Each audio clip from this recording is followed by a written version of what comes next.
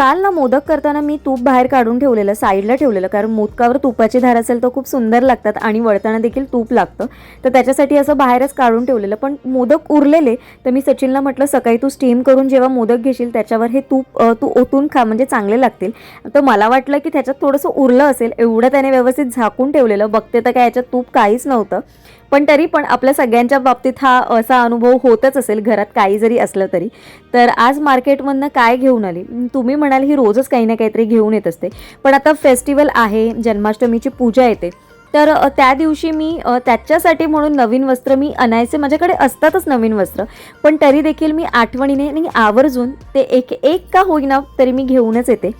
तर वेळेस काहीतरी वेगळं असं घेतलं आहे बघा. आणि हे कसं वस्त्र घालायचं हे तुम्हाला जन्माष्टमीच्या पूजेच्या व्लॉगमध्ये बघायला मिळेल. तर तुम्हाला फक्त मी दाखवते. आणि ऑरेंज कलर बघा, अगदी सुरेख उठून असा दिसतोय. आणि याच्यावरती जे आपलं मोरपीस असतं ना, निळ्या कलरचं, जांभळ्या कलरचं, अगदी सुरेख असं दिसतं. आणि माझ्याकडे जो मुकुट आहे तो देखील तसाच आहे. आणि याच्यामध्ये काय आणलं असेल तर याच्यामध्ये ना मी 2 गोष्टी आणल्या ज्या मला घ्यायच्या होत्या. तर इथे बघू शकता, ही छोटी प्लेट आणली. याच्यामधली ना माझ्याकडे खूप मोठी अशी प्लेट आहे आणि ती मी बऱ्यापैकी वापरते. तर म्हटलं छोटी अशी एक प्लेट असावी, त्याच्यासाठी म्हणून ही प्लेट घेतली. आणि अगदी चांगली रिझनेबल रेटमध्ये ही मला दादर मार्केटमध्ये मिळाली. दादर मार्केटमधनं मी या गोष्टी घेत नाही, पण मी जस्ट बघायला गेलेली, तर म्हटलं चला बघूया काय काय नवीन आलं मार्केटमध्ये येता येता. तर ते बघितलं आणि बघता बघता असा हा डब्बा मिळाला, छोटासा पितळेचा. आणि त्याच्यावर बघाल तर अगदी सुरेख असं नक्षीकाम केलेलं आहे, म्हणजे जसं मोर आहे तसं त्याचं डिझाईन आहे. आणि हा छोटासा डबा आहे. मी डबा हा विचार करून घेतला आहे की जेव्हा आपण देवाकडे प्रसाद ठेवतो, काही नैवेद्य ठेवतो, तर त्या गोष्टी आपल्याला परत झाकून पण ठेवता येतील. म्हणजे त्या आपल्याला एक असतं ना की अरे डायरेक्ट उघडा प्रसाद किती वेळ ठेवणार आपण, तर व्यवस्थित तुम्ही याच्यामध्ये ठेवून नंतर मग बंद करून पण ठेवू शकता. आणि किंवा त्याचा देवपूजेच्या बऱ्याचशा गोष्टींसाठी याचा उपयोग होईल. तर अशा पद्धतीने मी या 2 वस्तू घेतल्या असतील. तुम्ही गेस करून मला सांगा की या गोष्टी मी कितीला घेतल्या असतील, ताट आणि हा डब्बा. तर अशा पद्धतीने ही आपली बाजारातली शॉपिंग होती.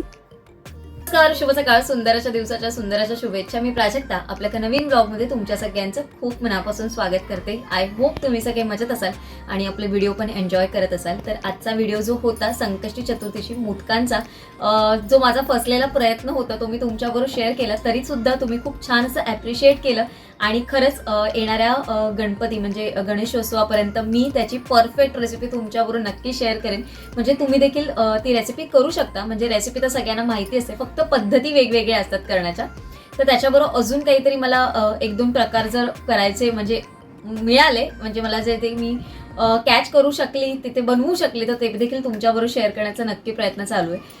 आज आहे ना शनिवारसारखंच माझ्याकडे सगळं असं आहे घरात वातावरण, कारण उद्यासाठी मला काही काम ठेवायचं नाही. आणि उद्या शनिवार, परवा रविवार, परवा आहे आपली जन्माष्टमीची पूजा. त्याच्यामुळे मग येऊन मग त्या पूजेची तयारी थोडीशी गडबड होते. आणि मी उद्या फक्त पूजेचीच तयारी करून ठेवणार आहे, शनिवारी आणि रविवारी अशा 2 दिवसामध्ये. आणि तर मी म्हटलं त्याचं असं थोडंसं वीकली मीलचं जे प्लॅन आहे ते मी आत्ताच करून ठेवते. कारण आता जे काम होतं माझं रक्षाबंधनच्या गिफ्ट हॅम्परचं, त्याच्यामुळे त्याच्या आदल्या आठवड्यामध्ये मी काहीही मील प्लॅनिंग केलं नव्हतं. जसं जे मला सुचत होतं तशा पद्धतीनेच मी जेवण वगैरे करत होती. तर म्हटलं चला आज थोडंसं भाज्या घेऊन येऊ. आणि त्याचबरोबर जन्माष्टमीची पूजेसाठी जे काही लागणारं साहित्य आहे, म्हणजे जे काही छोटे गोष्टी असतात त्या माझ्याकडे सगळ्या आहेत पूजेच्या.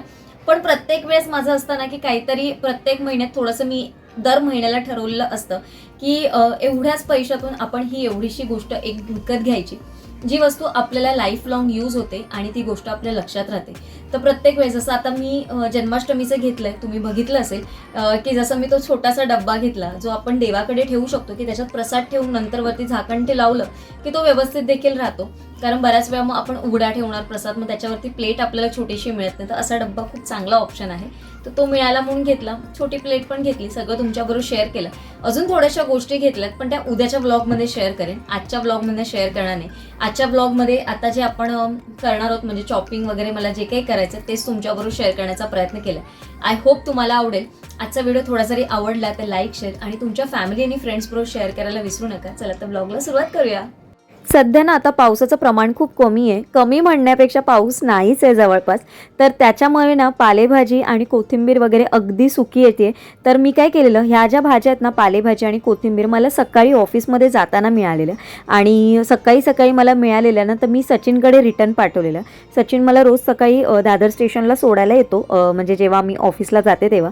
तर त्याच्याकडे मी रिटर्न घेऊन ठेवलेल्या आणि त्याला मी बोललेली की तू फक्त पेपरमध्ये गुंडाळून त्या तशाच ठेवून दे, मी बाकीचं आल्यानंतर बघते. तर त्याला मी थोडंसं फक्त देठ मी कापूनच घेतलेले कोथिंबीरीचे आणि मग मी तशाच त्याला सांगितलं पॅक करून ठेव, म्हणजे व्यवस्थित राहतील, बाकीचं मी आल्यानंतर बघते. कारण कधी कधी ना संध्याकाळी ना उशीर झालेला असतो, घाई गडबड असते, तर पालेभाजी तेवढ्या अशा ताज्या मिळत नाहीत. सकाळी सकाळी अगदी फ्रेश दिसत होत्या. मग म्हटलं चला पालकाची एक नाही, पालकाच्या 2 जुड्या आपण घेऊ आणि त्याचबरोबर कोथिंबीर. तर आता मला कोथिंबीरची मी विचार करते जन्माष्टमीची कोथिंबीरची वडी किंवा मग अळूची वडी असं काहीतरी एक करेन. पण मग बघू, पण शक्यतो अळूवडीच करण्याचा विचार आहे माझा. कोथिंबीर वडी मी नाही करणार आहे. कोथिंबीर व्यवस्थित स्टोअर करून ठेवली ना, आणि आता ही खूप सुकी म्हणजे चांगली अशी मिळालेली आहे, अगदी त्याच्यात पाणी वगैरे काहीच नाही. आणि ही जर मी ठेवली ना तर एखाद महिन्यानं तरी आरामात ही माझ्या डब्यामध्ये व्यवस्थित राहील. तर म्हणून थोडंसं कोथिंबीरची वडी करायला म्हटलं कंटाळा करते. आणि पालक पण आज चांगला मिळालेला, काहीच पान वगैरे त्याच्यात किडकं नव्हतं, अजिबात काही नव्हतं. तर आता त्याच्यानंतर काही भाज्या मी घेऊन आलेली की ज्या मी अशा भाज्या आणलेल्या ना की ज्या मला करायला खूप इझी पडतात आणि क्लीन करायला देखील पटकन होतं. तर अशा मी काही भाज्या घेऊन आलेली बाजारातनं. तर आता त्या भाज्यांचं ना तुम्हाला माहिती आहे मी सगळं चॉपिंग करूनच ठेवते, कारण मला वेळ वाचवायचा असतो. कारण सकाळी ऑफिसची गडबड असते, त्याच्यानंतर येऊन माझं थोडंसं व्लॉगचं काम असतं, एडिटिंगचं काम असतं, अशा सगळ्या गोष्टी असतात. तर त्याच्यामधनं स्वतःला आपल्याला वेळ द्यायचा असतो. तर आपण आपला वेळ कसा काढू शकतो यासाठीचा आपल्याला प्रयत्न, म्हणजे आपल्याला स्वतःलाच हा प्रयत्न करावा लागतो.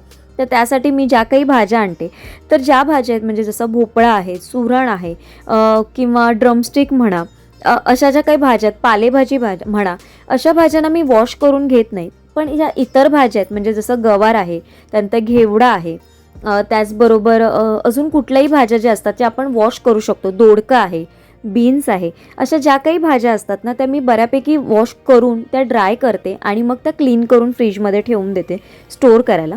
आणि ज्या भोपळा, चुरण, अशा ज्या भाज्या आहेत ना त्या मी वॉश करत नाही, त्या मी फक्त साफ करते. त्यांच्या ज्या म्हणजे ज्यांची जी साल असते ती मी फक्त क्लीन करते, म्हणजे काढून ठेवते आणि मग त्या भाज्यात बारीक बारीक चॉप करून ठेवते. कारण सकाळच्या वेळेस मला बरं पडतं.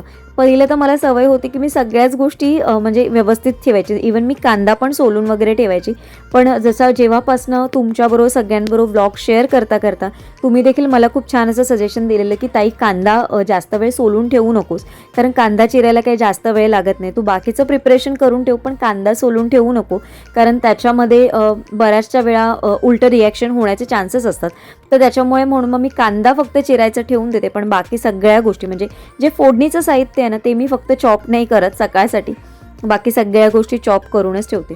तुम्ही मला ॲडवाईस केलं आहे की भोपळ्याच्या सालीची भाजी खूप सुंदर होते, तर ती देखील एकदा करायची. पण तुम्ही जर मला थोडीशी आयडिया दिली ना की भोपळ्याच्या सालांची भाजी नाही किंवा चटणी कसं करतात, तर थोडंसं तुम्ही पण मला जर माहिती कमेंटमध्ये दिली तर मला देखील आयडिया येईल आणि मी जेव्हा करेन तेव्हा ती तुमच्याबरोबर शेअर करेन. म्हणजे तुम्ही पण मला त्याच्यावरती काही सजेशन असतील ना तर म्हणजे तुम्ही द्या, म्हणजे मला देखील काहीतरी नवीन पदार्थ तुमच्याकडनं शिकायला मिळेल.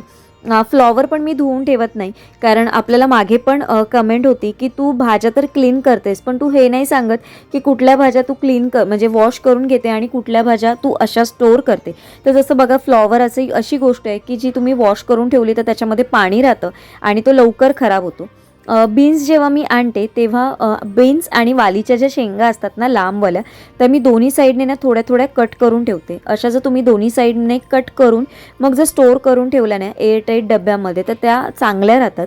नाहीतर ना त्या देठाकडूनच म्हणजे खराब व्हायला सुरुवात होते आणि त्या लवकर खराब होतात. तर अशा पद्धतीने ठेवल्या तरी पण त्या होतात. आणि तुम्ही फ्रेंच बीन्स म्हणाल ना तर अगदी थोडीशी मी घेऊन येते, खूप जास्त अशी घेऊन येत नाही, 100 ते 150 ग्रामच आणते. कधीतरी आपण पुलाव करतो किंवा व्हेज मिक्सची भाजी करतो, अशा पद्धतीच्या ज्या भाज्या असतात ना त्याच्यामध्ये फरसबी वापरली जाते. तर त्याच्यासाठी ती घेते. गवार जेव्हा घाई असते ना तेव्हा मी अशी डायरेक्टच चॉप करते. मी पहिले तोडून घ्यायची हाताने, पण तुमचीच कमेंट आली की प्राजक्ता तू डायरेक्ट सुरीने पण चॉप करू शकते. पण मग मी नंतर म्हणून मग आता मोस्टली तर मी चॉप करते. पण जेव्हा अगदीच वेळ असेल, थोडा निवांत असेल किंवा सचिन मला कधीतरी हेल्प करणार असेल ना, तर मी त्याला नेहमी तोडायला सांगते की मला हाताने मोडून दे. ज्या फळभाज्या आहेत जसं आपला भोपळा येतो, सुरण येतो, ते मी एका कंटेनरमध्ये भरून ठेवते आणि मी बऱ्याच वेळा हे काचेचे कंटेनरच स्टोअर करण्यासाठी वापरते.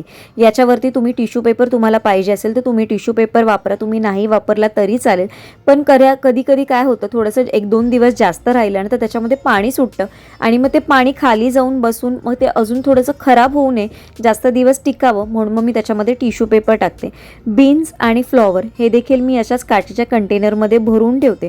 आणि बऱ्याच वेळा काय होतं ना, हे जे कंटेनर आहे त्याच्यासाठी पण मला बऱ्याच वेळा कमेंट आलेली की तू काचेचे कंटेनर जे वापरतेस त्याच्यामध्ये आणि आपण जे प्लास्टिकचे वापरतो त्याच्यामध्ये काय फरक आहे किंवा त्याच्यामध्ये काय फरक पडतो. आता फरक तुम्ही म्हणाल तर असं काही नाही, तुम्ही प्लास्टिकचे कंटेनर पण वापरू शकता.